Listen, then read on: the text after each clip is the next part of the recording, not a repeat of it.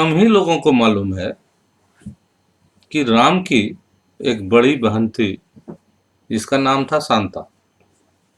आइए दशरथ की सबसे बड़ी पुत्री और राम की ज्येष्ठ बहन शांता के बारे में हम लोग थोड़ी सी चर्चा करें। योग वशिष्ठ में, रामायण में और अन्य अन्य स्रोतों में इनकी चर्चा मिलती है। सबसे पहले ये पूरी कथा का केंद्र कौशल क्षेत्र होता है।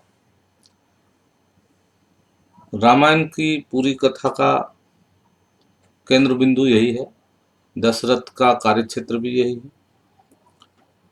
हम लोग बात करें सबसे पहले कि दशरथ का विवाह कौशल्या से हुआ था, जो कौशल राज की पुत्री थी। कम लोगों को ज्ञात है कि कौशल राज की दो पुत्रियां हुआ करती थी, कौशल्या और वर्षिणी। दूसरी पुत्री वर्षिणी का विवाह अंग प्रदेश के राजा रोमपाद अथवा लोमपाद, दो नाम आते हैं इनके बारे में, तो रोमपाद से हुआ था।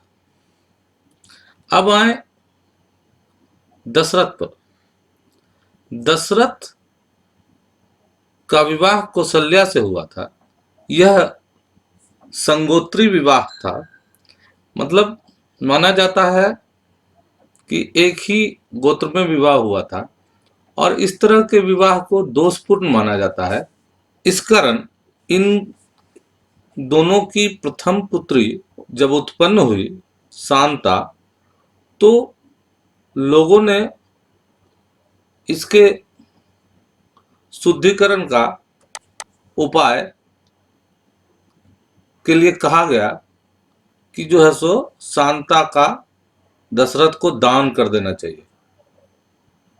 तो ऐसी स्थिति में दशरथ ने अपने परम मित्र रोमपाद, जो कौशल्या की छोटी बहन के पति भी थे, उनको दान कर दी। अब इस शांता का लालन पालन रोमपाद और उसकी पत्नी वर्षिणी अर्थात शांता की अपनी मौसी के यहाँ हुआ, जिनको अपनी कोई संतान नहीं थी।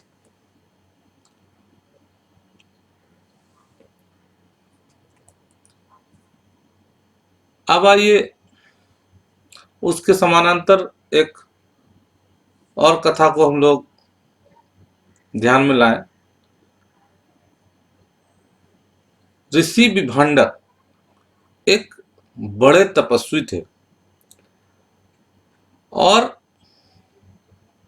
उनका तप भंग करने के लिए इंद्र ने स्वर्ग की अप्सरा उर्वशी को भेजा और ऋषि विभांडक और उर्वशी के विवाह के परिणाम स्वरूप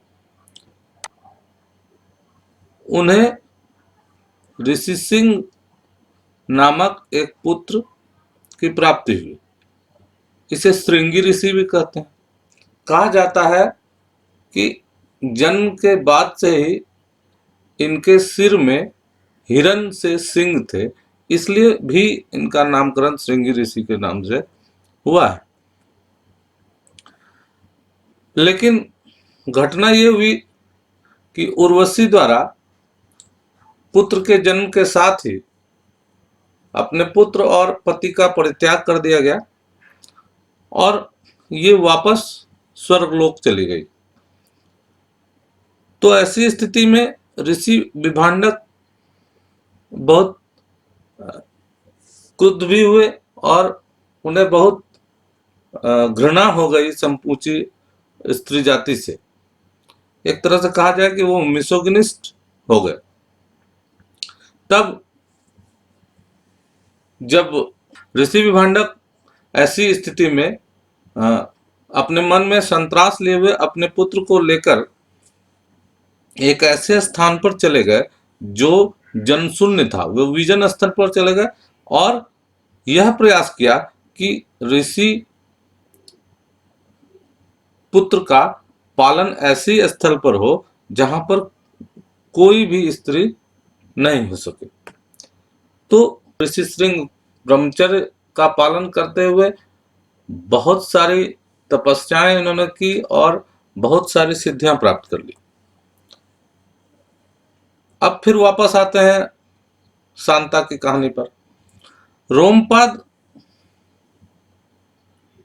के साथ रहते रहते शांता का अपने पिता से बहुत लगाव था और रोमपाद भी उसके प्रति बहुत प्रेम भाव रखते थे। एक बार ऐसा हुआ कि अपनी पुत्री से बातचीत कर रहे थे, इसी बीच में एक ऋषि पहुंचे। हुआ ये कि मानसून का मौसम था, काफी तीव्र वर्षा हो रही, तो ऋषि उनके पास पहुंचे कि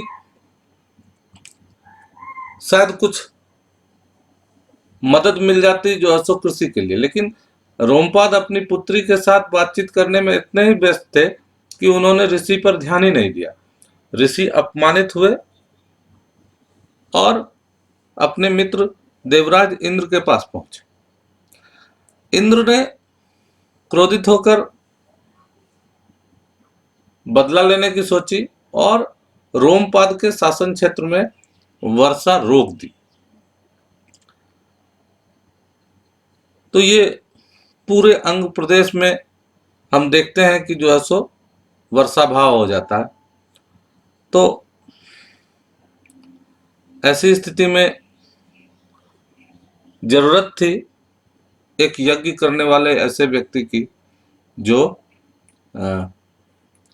पूरे प्रदेश को अनावृष्टि से बचा सके। अनावृष्टि से बचने के लिए शांता को तैयार किया गया कि किसी तरह वह ऋषि श्रृंग को मना सके। तो रोमपाद ने शांता को ऋषि श्रृंग को मनाने के लिए भेजा। ऋषि श्रृंग के संपर्क में आने वाली शांता पहली महिला थी। इसके पूर्व जैसा कि हम लोग विभांडक की कथा से जानते हैं कि कोई भी स्त्री उनके संपर्क में नहीं आई थी। तो शांता ने जो है सो ऋषि की सेवा की और अपने प्रयासों से उन्हें मनाने की कोशिश की। ऋषि श्रृंग में अनुराग उत्पन्न हुआ और वे यज्ञ के लिए तैयार हो गए। यज्ञ के परिणाम स्वरूप उस क्षेत्र में काफी वर्षा हुई और वापस खुशहाली आ गई।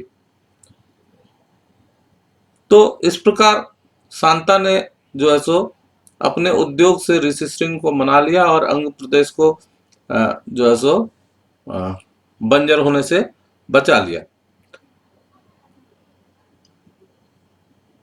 नतीजा क्या हुआ कि रोमपाद ने ऋषि श्रृंग को दक्षिणा स्वरूप अपनी बेटी सौंप दी और उसका विवाह उनसे कर दिया। तो ऋषि श्रृंग और शांता का विवाह हो गया और वो जो है सो सुखपूर्वक रहने लगे। अब इधर आइए दशरथ के बारे में। दशरथ की कोई दूसरी संतान शांता के बाद उत्पन्न नहीं हुई। नतीजा उन्होंने कैकेयी और सुमित्रा से भी विवाह किया लेकिन संतानोत्पत्ति में असफल रहे। तब गुरु वशिष्ठ ने सलाह दिया कि जो है सो कि पुत्र कामेष्टि यज्ञ कराया जाए। तो इसके लिए जो है सो फिर से ऋषि श्रृंग को तैयार करने का बात हुआ। दशरथ ने अपने मित्र रोमपाद की मदद ली और रोमपाद के माध्यम से उसने शांता को समझा बुझाकर उसे ऋषि को मना लिया।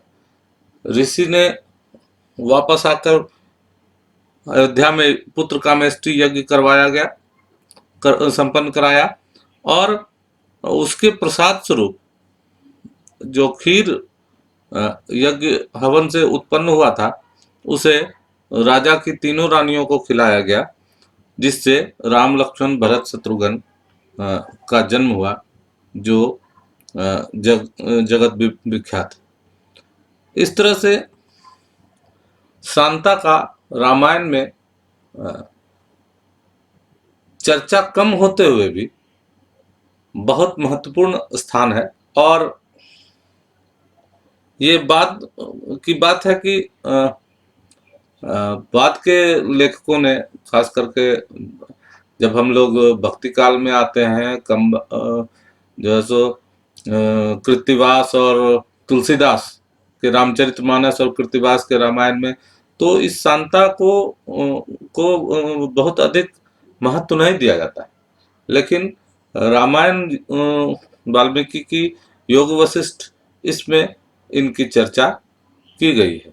और भी जो है सो बहुत सारे वर्जन्स जो रामायण के हैं, उनमें शांता की चर्चा है। आशा है ये जानकारी आपको मिली होगी। अगर इसमें कुछ नई बात आपको आपके सामने लाने में हम लोग समर्थ हुए, तो इस वीडियो को शेयर कीजिए। धन्यवाद।